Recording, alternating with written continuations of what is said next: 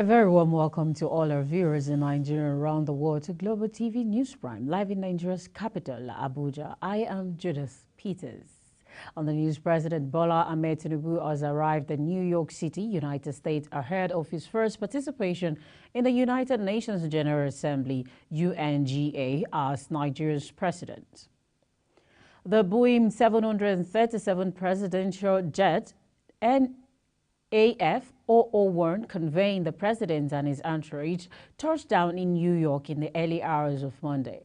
President Tinubu was received by Nigeria's permanent representative to the United Nations, Ambassador Tijani Mohammed Bande, and Minister of Foreign Affairs Yusuf Tugar, with 6 governors and 7 ministers as part of his 17-man delegation to UNGA. This is the president's first appearance at the annual gathering, as attends several high-level meetings and engagements with other world leaders and business executives on the sideline of the General Assembly. The theme of the 70th UNGA is rebuilding trust and reigniting global solidarity, accelerating action on the 2030 Agenda and its Sustainable Development Goals, SDGs, towards peace, prosperity, progress, and sustainability for all. Also, the President Bola Ahmed Tinubu has appointed Jamila Biu Ibrahim as Minister of Youth. The president also appointed Ayodele Olawande to serve as the Minister of State for Youth. Their nomination for the position precedes their confirmation by the Senate, and during Galale, Special Advisor to the President on Media and Publicity, announced the development in a statement on Sunday. The position of Minister of Youth became vacant after the president deployed Abubakar Momo to the Minister of Niger Delta Development. Still, President of the Nigeria Labour Congress NLC, Joe Ajaero, has said the 2-day warning strike earlier embarked on by the union was necessitated by frustration on the part of the working class. Ajaero stated this on Monday at the commencement of a meeting called at the instance of the Minister of Labour and Employment. Simon Lalong expressing his displeasure on the way the government was handling the palliative scheme amid the subsidy removal policy. Ajaero said none of the demands raised by workers, which the government pledged to meet, have been fulfilled. Despite the 2-day warning strike, Ajaero, speaking on Monday at the commencement of a meeting called at the instance of the Minister of Labour and Employment, Simon Lalong expressed displeasure at the way the government was handling the palliative scheme amid a subsidy removal. Despite the 2-day warning strike, he said he was optimistic that a constructive dialogue, which has just begun, will lead to resolution of the lingering issues. The Speaker of the House of Representatives, Abbas Tajuddin, on Sunday applauded President Bola Tinubu's choice of appointees to manage the Central Bank of Nigeria (CBN) affairs. Abbas described Olayemi Cardoso, who the president on Friday appointed as the new governor of the CBN, as well as Muhammad Sani Abdullahi Datijo, Ozoro, Philip Ikazo, and Bala Bello, who were appointed as deputy governors of the Apis Bank, as egg heirs in the financial and economic sector that have what it takes to reposition the CBN. Abbas remarked that the newly appointed management team of the CBN has a huge task ahead of them. He therefore urged them to apply their expertise to navigate the country to economic prosperity.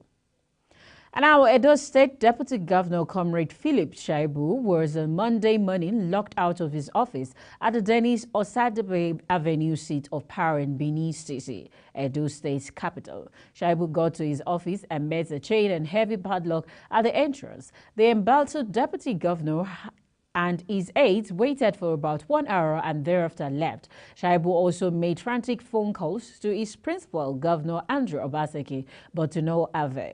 Sources revealed that Shaibu had some discussion with the state's Commissioner of Police and the Director of State Security Services, DSS, alerting them of how he was locked out from his office. Still, the federal government is planning to superhighways across the country through a public-private partnership scheme. Minister of Works David Umahi disclosed this to the State House correspondents on Sunday after a meeting with President Bola Tinubu in Abuja. He said that the highways would be from Abuja to Lagos and Port Harcourt to Lagos, adding that they would be provided with state-of-the-art facilities for the comfort of traveling public. The minister said that the government has got commitment from stakeholders to make the project a success within a reasonable period of time. He also said that due to inappropriate funding, he has asked the president to direct the determination of road projects that have taken more than 10 years without completion. The minister assured Nigerians that no project initiated by the past administration would be abandoned by government. Operatives of the National Drug Law Enforcement Agency, NDLEA, in Imo State on patrol along Aba-Owerri Expressway have rescued 5 pregnant teenage girls suspected to be victims of child trafficking used as baby factory. They were picked up while being relocated from their hideout in the Naze area of Owerri to Ikenebu area of the state capital. The spokesperson for the anti-narcotic agency, Femi Babafemi, reviewed in a statement on Sunday the teenagers claimed they didn't know the men who impregnated them. The Imo State command of the agency has since been directed to hand them over to the National Drug Law Enforcement Agency, National Agency for the Prohibition of Trafficking in Persons, for further investigation. Babafemi noted, meanwhile, fresh attempts to export various quantities of methamphetamine and skunk by members of some transnational drug trafficking organization through the Murtala Muhammad International Airport, Ikeja, and courier companies in Lagos were again thwarted by operatives of the NDLEA who intercepted the illicit drug consignment concealed in different items. And is expanding its support for wounded soldiers experiencing post-traumatic stress disorder, PTSD, and Invictus Games was organized to inspire as well as provide opportunities for growth.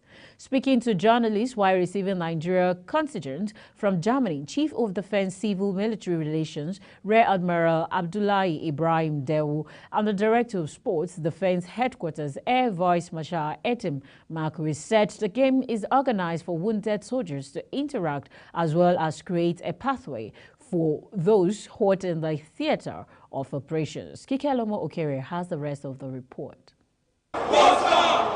Founded by Prince Harry in 2014, the Invictus Game is an international sporting event for wounded, injured, and sick military servicemen and women, both serving and veterans. The event takes its name from the word Invictus, which means unconquered. In an interview with journalists while receiving the contingent from Germany, the Director of Sports Defense Headquarters says the Invictus Games will enable the wounded soldier to heal through sports. Wounded soldiers in war or battle, and it is organized for them to have a place to interact, socialize, and then also share their experience with their colleagues all over the world.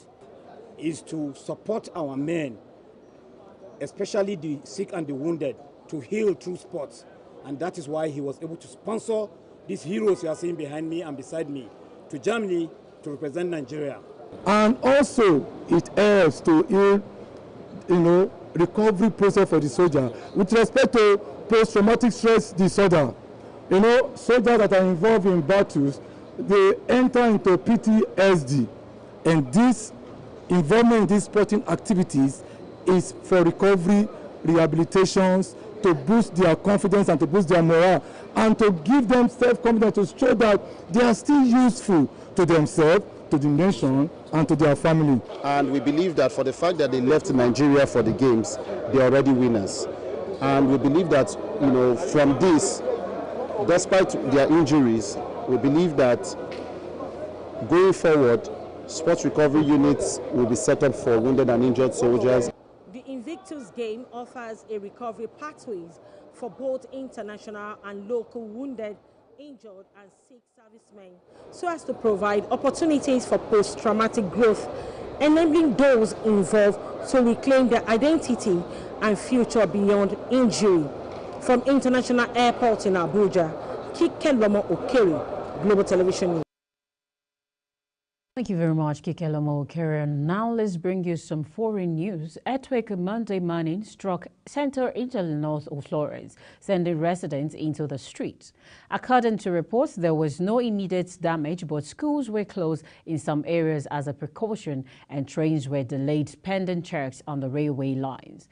Italy's National Institute of Geophysics and Volcanology INGV measures the quake at 4.8 on the Richter scale, with its epicenter near Maradi, a town of about 3,000 residents in the province of Florence within the Apennine mountain range.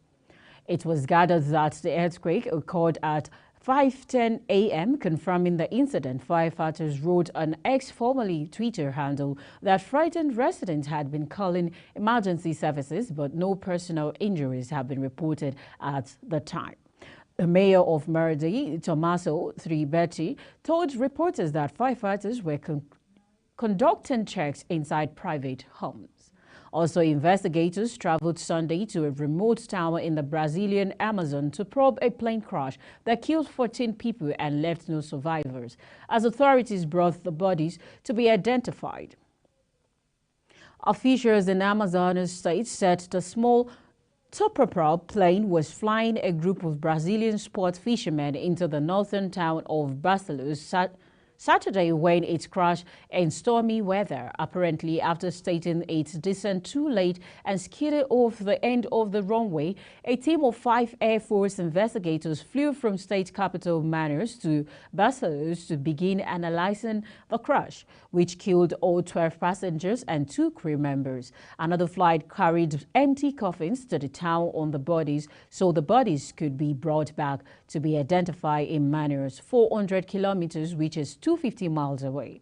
Officials said the bodies were expected to arrive in Manaus around 6 p.m. local time on Sunday. And also, Niger school leaders have attempted expelling France's ambassador, but Paris said it does not recognize the authority to order him out. President Emmanuel Macron said on TV it was literally a hostage stuck in the French embassy in Niamey, capital of the Republic of Niger. President Macron said on Friday that France's envoy to Niger was living like a hostage in the French embassy in Niamey, accusing the country's military rulers of blocking food deliveries to the building. Ambassador Sylvain Ita was living off military rations, Macron told reporters in the French town of Semou-en-Oziers. The coup plotters are alleged using Niger's mega financial resources, including by extorting Sonidep, the national petrol company, and diverting custom taxes to put people on the street and give the illusion of popular support. Rumors are circulating that the junta is seeking to obtain liquidity by any means, not hesitating to use force. You're watching Global TV's News Prime, coming to you live from Nigeria's capital, Abuja. We're on StarTimes, channel 276. Kindly follow us across our social media platform using at Global TV NG and other handles now showing on your TV screen.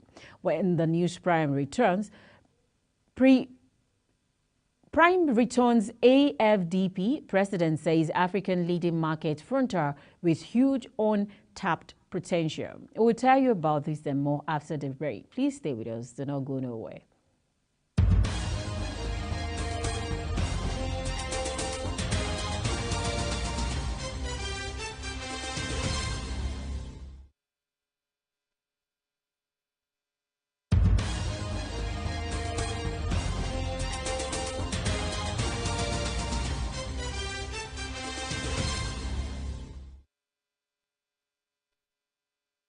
Welcome back, and if you're just joining us, this is Global Television bringing you live broadcast of the News Prime from Nigeria's capital, Abuja. Let's take a look at business for you.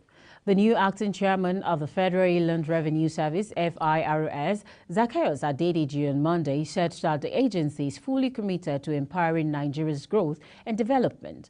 Adedeji, who was appointed as the new acting chairman of FIRS by President Bola Tinubu last Thursday, said this in a statement on X handle after he officially assumed office. Adedeji said the FIRS is determined to align itself with President Bola Tinubu's Fiscal Policy and Tax Reforms Committee for a collaboration that will enable the government to shape a prosperous fiscal landscape that empowers national growth and development. He added that the agency will implement a robust enforcement model that effectively deters tax evaders while maintaining fairness and transparency in its processes. According to him, a fundamental aspect of the agency's mission is to elucidate to taxpayers why their civic duty matters and that they are committed to simplifying Nigeria's tax system, making it accessible and comprehensible, thereby facilitating voluntary tax payment and fostering a sense of civic responsibility. Also, the Minister of Solid Minerals has made efforts to attract investors to employ lithium deposits in the country. A statement by the minister's Deputy Director of Information, Alaba Balogun, said on Friday at the exhibition booth of the Ministry of Solid Minerals at the Pan Pacific Hotel during the 21st African Down Under Conference in Perth, Australia. The statement disclosed that investors showed interest in the country's minerals. The statement says presenting a robust case for investment in the country's mining industry. Minister of Solid Minerals Dele Alake has highlighted plans to set up the Nigeria Solid Minerals Corporation as the interface between the global mining industry and Nigeria, adding that laws permit investors to take profits out.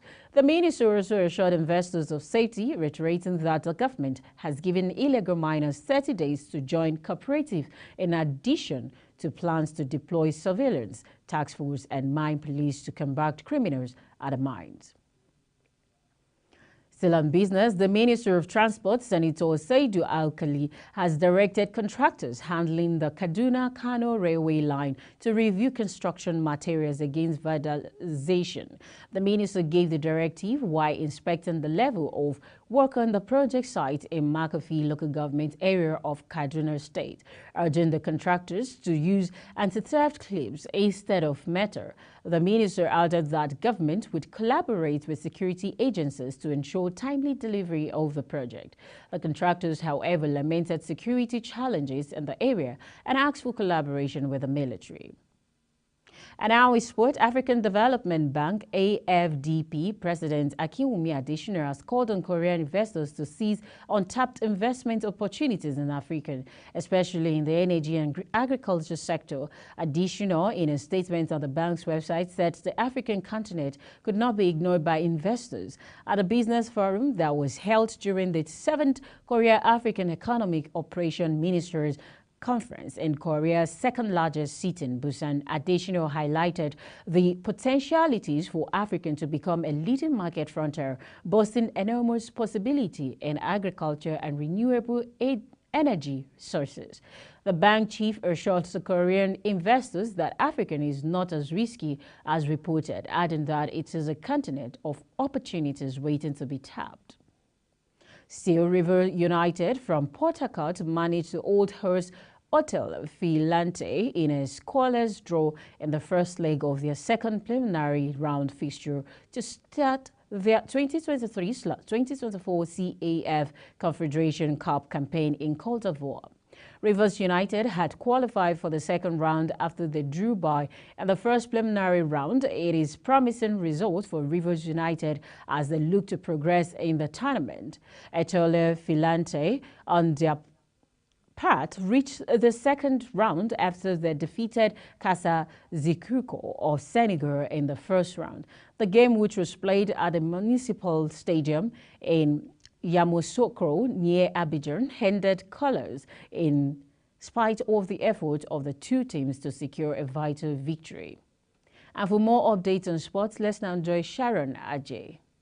Nigerian Odu star Tobi Amusan has bounced back to win the Diamond League after the heartbreaking defeat of the World Championship in Budapest. The 26-year-old World 100-meter Odu record holder continues to make history as she claimed gold medal with a time of 12.33 seconds on Sunday night in Oregon, USA. Amusan, who won her first Diamond League title in 2021 in 12.42 seconds, is now the second woman after Dawn Nelson Apper to win 100-meter hurdles title 3 times in a row. In a different development, Tyson Fury has no interest in fighting Anthony Joshua, despite the fact boxing fans are longing for an all-British bout between the two heavyweights. Fury said he was only interested in bouts that would make him lots of money, and he said there is more potential in fighting an American like Jones than there is in fighting AJ. Fury and Joshua has been locked in talks over a battle of Britain bouts last year, but discussions broke down after the Gypsy King grew impatient, waiting for AJ to sign the contract. Sharon Ajay reporting for Global TV News. Thank you very much, Sharon Ajay. And that's it on Global TV's News Prime, coming to you live from Nigeria's capital, Abuja. We're on StarTimes, channel 276. Kindly follow us across our social media platform using our Global TV NG and other handles now showing on your TV screen. On behalf of the production team, I am Julius Peters. Thank you so very much for watching. I'll see you again. Have a great night.